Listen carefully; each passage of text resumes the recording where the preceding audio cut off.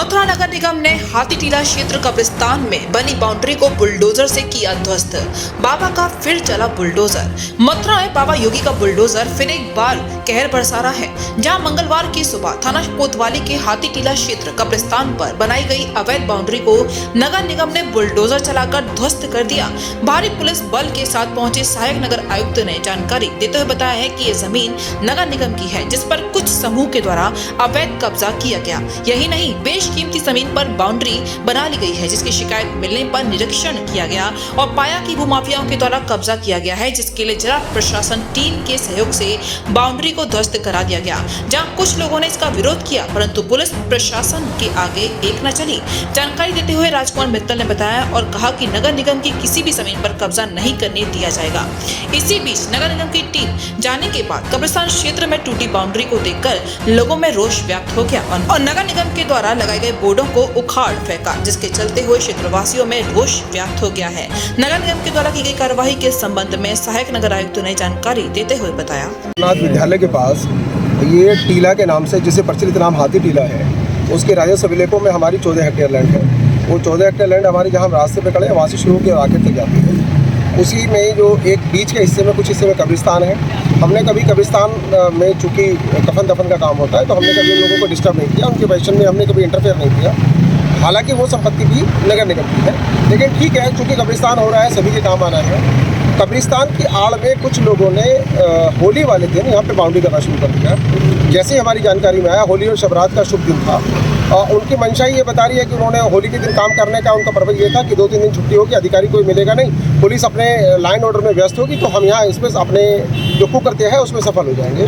हमें जैसी जानकारी मिली, हमने पुलिस का सहयोग लिया। पुलिस का सहयोग लेकर अपनी ATF के साथ मैंने उसी दिन 7 तारीख को होली के दिन जो बाउंड्री यहाँ करीब 30-40 फीट बन गई थी, उसको मैंने हटवा दिया, उसके फोटोग्राफ लिए। लेकिन इन लोगों का शायद मंशा ही ज़मीन पर कब्जा करने की थी नगर निगम के। ये अपने कब्रिस्तान की संपत्ति तक सीमित नहीं रहना चाहते थे, तो इन्होंने 8 तारीख को रंग वाले दिन, इन्हें पता है कि रंग वाले दिन फिर फोर्स नहीं मिलना, अधिकारी नहीं मिलेंगे। 8 तारीख की शाम से इन्होंने फिर काम शुरू कर दिया और कल शाम तक ये कंटिन्यूस काम कर रहे थे। इनको बताया गया, बीच में रोका गया, बार बार हमने दिखाया भी इसको, लेकिन ये अपने मुठभेड़ पे थे और किसी भी तरह से उस बाउंड्री को हटाने के लिए तैयार नहीं थे। आज पुलिस बल की सहायता से CO साहब के निर्देशन में SDM मैडम नीतू सिंह साहब थी, हमारी ATF थी, सबके सहयोग से और मीडिया का हमें बहुत सहयोग प्राप्त हुआ। हमने इस जो नगर निगम की करोड़ों रुपए की संपत्ति थी उससे अतिक्रमण किया। कितनी जमीन है सर? ये टोटल जमीन लगभग 14 हेक्टेयर है, लेकिन जिस जमीन से कब्जा हटवाया है लगभग 20 से 25 हज़ार मीटर है। और जगह अतिक्रमण हो रहे हैं, उनको लेकर क्या कहेंगे? देखिए, कुछ चीज़ें ऐसी होती है कि जो खाली है, कहीं किसी ने गाय बांधा, भैंस बांधा, वो अतिक्रमण नहीं है। अतिक्रमण बेसिकली कहीं अगर कोई निर्माण प्रारंभ कर दिया गया। अतिक्रमण 2 तरह का है, स्थायी, अस्थायी।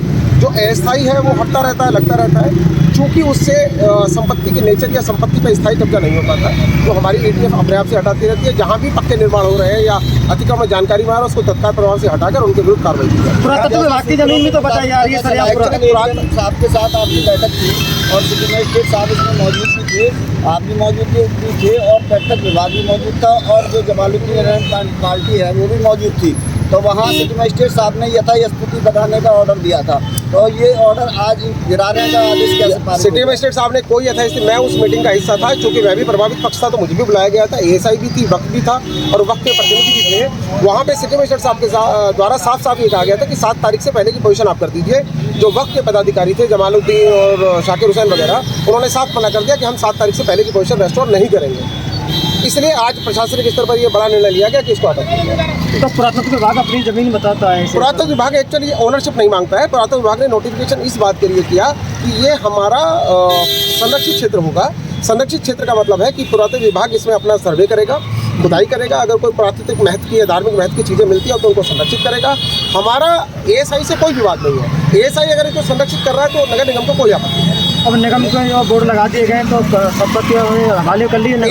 ASI ओनरशिप नहीं मांग रहा है। ASI ये नहीं कह रहा कि कागजों में मेरा नाम कर दीजिए सर। ASI केवल प्रोटेक्ट कर रहा है।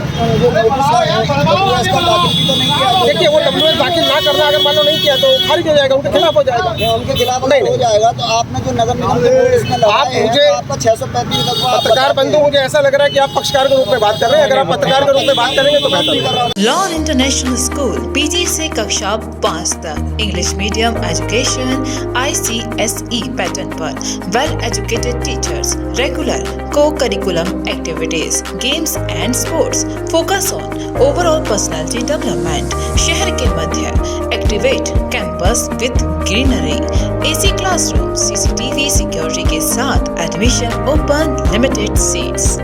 लाल इंटरनेशनल स्कूल, आज ही कराएं अपना एडमिशन।